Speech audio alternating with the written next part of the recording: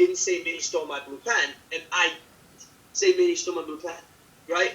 I didn't say Minnie stole my blue pen. You're saying someone else stole it. That's what you're implying. When you say I didn't say Minnie stole my blue pen, it's a strong denial of having said it. Completely different than the first way you said it, where you were explaining that someone else said it, okay? So that's the difference. Now let's say you put emphasis on another word. I didn't say Minnie stole my blue pen. I didn't say Minnie stole my blue pen. What are you implying? You're implying the fact that someone else, all right, you're implying the fact that someone else said it. Someone else, went out and did that, right? I didn't say Minnie, you're not saying that you said it, right? You're implying or suspect that you might have wrote it or something else like that, right? Because I didn't say Minnie stole my blue pen. Guys, okay, so that's the next one right there. Now let's go to the next one, right? I didn't say Minnie stole my pen. Now what are you? You're saying someone else stole it, right? I didn't say Minnie stole my blue pen. And now let's go with this one. I didn't say Minnie stole my blue pen, right? She did something else with it. That's what you're inferring. That's what you're implying to people. I didn't say Minnie stole my blue pen. I said she misplaced it. That's what you're saying in that sentence, guys. And now let's take the emphasis on another one right here. I didn't say Minnie stole my blue pen.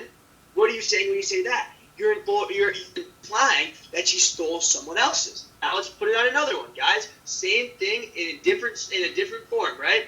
Guys, didn't say Minnie stole my blue pen. Now what are you implying? That she stole a different colored pen, right? I didn't say Minnie stole my blue pen. I said Minnie stole my red pen, right? And now the last one, I didn't say Minnie stole my blue pen. What are you saying? You're saying she stole something else that's blue. What's mind-blowing to me through this whole thing is the fact that you have the exact same sentence the whole time, right? It's the fact, the sentence is this. I didn't say Minnie stole my blue pen. That is your sentence, okay? But based on the amount of emphasis that you put on different words, it has a completely different meaning. I didn't say Minnie stole my blue pen. I didn't say Minnie stole my blue pen. I didn't say Minnie stole my blue pen. I didn't say Minnie stole my blue pen, right? And that's what's crazy. So when you guys create your script, let's apply this to Beamer. Okay, when you guys create your script, your presentation, now that you've learned what you're going to say, now you got to learn how you're going to say it. When are you going to put emphasis? What words are you going to put emphasis on, and why are you going to put emphasis on those words? Right? You need to know this stuff, man. You got to learn it, and you got to go through it, guys. So let's kind of break this down, and let's put Beamer words into it, right? So let's go into, we'll go right here real quick. And let's break it down and put it into Beamer standards, right? So let's make the example, all right? So our goal with this, guys, is to give you a way to kind of get what you want, right? That's your goal. Because how do you get what you want in life is number one, is like I said, when you want to get how you want, you need to go out there and you need to learn how to clearly articulate that point, right? And so that's one of the keys, and that's what we're going to do. So let's talk with this one. Let's break this thing down right now. All right, so let me talk to maybe right here, guys. So when I talk about this, so I talked about where I was in life, right? Bullet point number 4. How do I say this sentence? I was on the ramen noodle diet, so my dad, who's a doctor, loaned me the money to teach me a lesson that these things don't work to get my building pack to get me started, right? Let's give it a monotone way. I was on the ramen noodle diet. My dad who loaned me the money to teach me a lesson that these things don't work to get my building pack and get started. That's one way of doing it. Now, let's put in some voice inflections to it. Guys, I was on the ramen noodle diet so that my dad, who's a doctor, gets me the money to teach me a lesson that these things don't work so that I can get my builder pack and get started. Do you guys understand how much more interesting the second one is to listen to, right? God, I was on the ramen noodle diet, so that my dad, who was a doctor, loaned me the money to teach me a lesson that these things don't work, okay? Why do I put emphasis on certain words? The reason that I'm putting emphasis on ramen noodles is because it's relatability, guys. I put emphasis on words that people can relate to, right? So ramen noodle diet. People in their mind, they correlate, right? Ramen noodle diet with not a lot of money, with being broke, right? So I emphasis. I was on the ramen noodle diet so that my dad, who was a doctor, right? And now what does that mean? It means it's giving. Why do I put emphasis on doctor? Because, guys, doctor, that title has a certain amount of value to it, right? When you hear doctor, it's like, oh, there's a certain respect level simply when you say doctor. So now automatically by simply saying doctor, people have respect for my dad, okay? So I say, so my dad, who's a doctor, loaned me the money to get started, to teach me a lesson that these things don't work. Why do I do that? Why do I put so much emphasis on things don't work? Relatability. How many people are told that these things don't work? How many people might have had an educated person, like a doctor, tell them that these things don't work? A lot of people, right? So that's why I put emphasis on that to get my builder pack and get started. All right? If I went on this, guys, if I said it this way, I'm on the ramen noodle diet so that my dad, who's a doctor, loaned me the money to teach me a lesson that these things don't work so I can get my builder pack. I get my builder pack, right? If I said it that way, what is a key thing? What is important in that statement? If I put my voice inflection that way, the main focus is on the builder pack. What does that do, man? Does that have any relatability to anyone?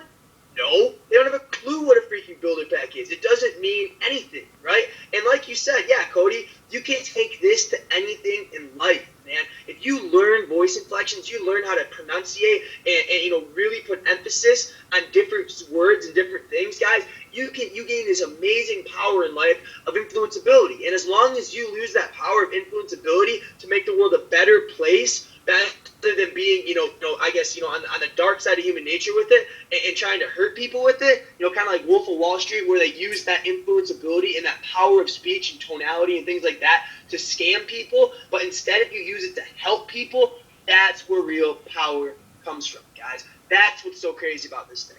Okay, so let me get into this thing. Let me go into my next thing, guys. So now let's go into the next part. Let's pick up a random part in my presentation that I'm going to talk about. So here we go. Let's talk about this one right here. We'll go number 4. Long story short, so let's do this one. Long story short, our generation needs something, right? And why do I emphasize something? Because once again, relatability. I'm not claiming I know what it is. I have just understood, but because I talked about these facts, right? These are a problem, all right? And every problem needs a solution, right? So therefore, I just showed them the facts of why we need something different, okay? And now I came into our generation. Guys, long story short, our generation needs something, right? That's the relatability fact right there, because everyone can agree. Damn, yeah, looking at those facts, I think we do need something, right? So now explain why we need something. Guys, the classic FAD 40-40-40 plan is become obsolete because of technology and outsourcing, right? And what do I put emphasis on? Technology and outsourcing. Because if you have anyone that studies the economy, those are the 2 reasons everyone knows the world is getting smaller and jobs are being lost. Everyone knows that. Relatability. Guys, relatability is going to be a big common theme that you're going to be seeing me go back to. Okay, so then I say this. The classic 40-40 plan is becoming obsolete because of technology and outsourcing. So what's next, right? And what do I put emphasis on? Next. All right, why do I say what's next? Because it gets them thinking. Why do I emphasize next? Because they are seeing, holy crap, we need something. Something's got to come next, right? That's how life works. So then what do? I talk about the change, right? So what's the next thing I do? I say, for literally tens of thousands of people. Why do I put emphasis on tens of thousands of kids all across the country? Because it gives them a sense, guys, us as humans, we go out, guys, us as humans, we go out and we feel comfortable when other people do things. There's this idea of conformity that gives us this certain sense of, being comfortable. And I don't know what it is, but I remember I related back to when I was a kid. If I was, scared to sleep in a room, sometimes, I was scared of the dark until I was, 10. Fun fact. But it was weird because if ever I slept at my friend's and it was me and him in the dark, I was fine. I was only scared in the dark when I was alone, which didn't make any sense because it was dark either way, right? But because I was with my friend, I felt more comfortable. So guys, the reason I put emphasis on tens of thousands of kids is because to make them feel comfortable, man. To make them feel like, I'm not going against the norm. This is happening for thousands of other kids as well, right? All across the country. What do I say then? For literally tens of thousands of kids all across the country, BEMA is the answer. Emphasis on BEMA. Why? Because that is the answer. That's it. We're trying to get that in their head, okay? So now what do I do, man? I go in and I kind of fill it up, guys. I say, guys, over the last 2.5 years alone, I focus on 2.5 years alone. Why? Because we can all agree that 2.5 years alone, Bima has helped over 50 people make a figure income in the worst economy since the Great Depression, right? Where am I putting my emphasis? Bima, once again, why? Because Bima is what the whole thing's about, has helped over 50 people. Why? Because facts not, because people are numbers, because people lie, numbers don't. Here's a fact, here's a number. 50 people under the age of 25, I created a six-figure income in the worst economy since the Great Depression. What do I put emphasis on? These words right here, guys. Why? Because they what resonate most. They're what people can relate to. Okay, so guys, this is basically what I'm getting at here. Is you guys can all really, really see that, man, the script is great. I'm glad you got something, but really where your power comes in is emphasis, is your tonality, how you say certain words and why you say them, guys. I'm telling you, this is the secret to the ball. This is what I'm really, really good at. Honestly, I am great at putting emphasis on different words. And for me, honestly, what's crazy is that I did this subconsciously.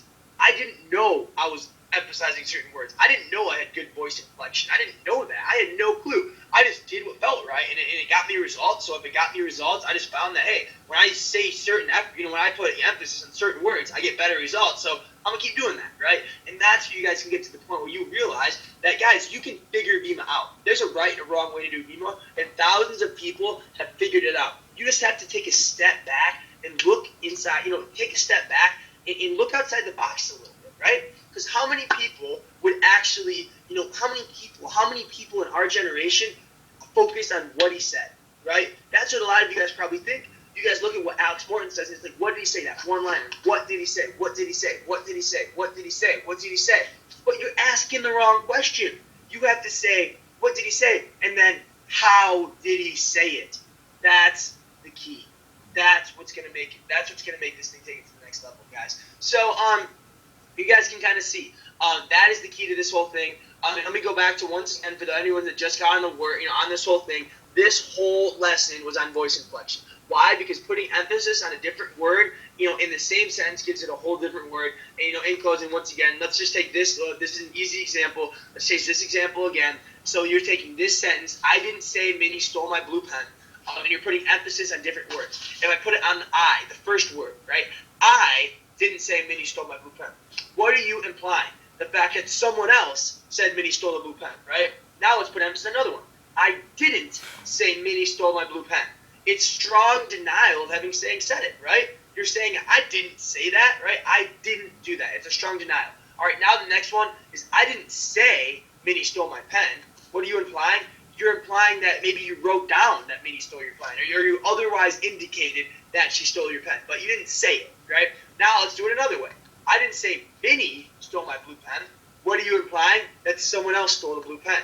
Now let's go another one. I didn't say Minnie stole my blue pen. Put the emphasis on stole. What are you implying? That she did something else. Maybe she borrowed it. Maybe she did something else like that. I didn't say Minnie stole my blue pen.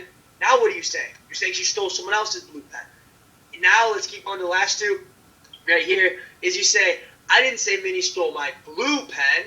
What are you saying? She's saying she stole another one of your pens, a different color.